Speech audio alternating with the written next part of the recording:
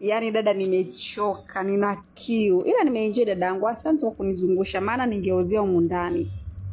Na ndivyo pendeza tu leo. Yaani hii yote ni kwa ajili yako. Jamani mdogo wangu ana nani ya kusema? Wewe tunaenda jikoni kwenye friji uchukue maji ulete. Mwenyewe nina kiu. Wewe, mbona unakuja bila maji? Na mimi nimekuambia uniletee maji jamani. Au huyo ifi yako hajaweka kwenye friji? Maana na roho mbaya waga anazima friji. Hao hajaweka maji. Kama hajaweka naletea moto hivyo. Maana mimi ifi yako huyo simuelewi kabisa. Yaani dada. Bora ya maji yangekuwa kwenye friji. Au yasingekuwepo kabisa.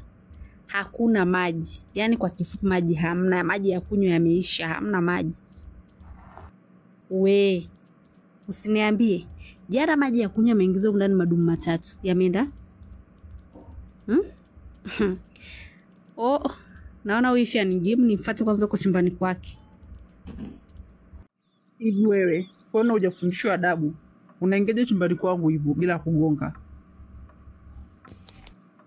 Mimi nahisi ndo una adabu. Umeficha maji ya kunywa ila wewe wifi wewe. Unaogoa azimwe? Yaani nakupa dakika 3. Maji ya jikoni. Roho mbaya tu, unaficha maji ya kunywa ili iweje? Yaani nishakwambia wewe hangaika, ficha maji, ficha chakula hapa tuondoke. Na tumekuvumilia tumechoka. Vituko vyako unavyotufanyia huko ndani, tumechoka. Tutamwambia kaka yetu. Unaficha maji ya kunywa wewe. Unataka si tufe au? Maji gani mimi nimeficha? Maji yameisha.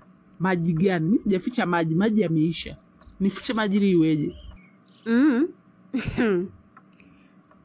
Ila watu jamani. Maji yameingia humu ndani jana na nayaona. Leo eti maji yameisha. Tunachotaka si ni maji. Nyie mnawazimu nini? Maji mmeangalia kwa jikoni vizuri au mnanitafuta tu maneno.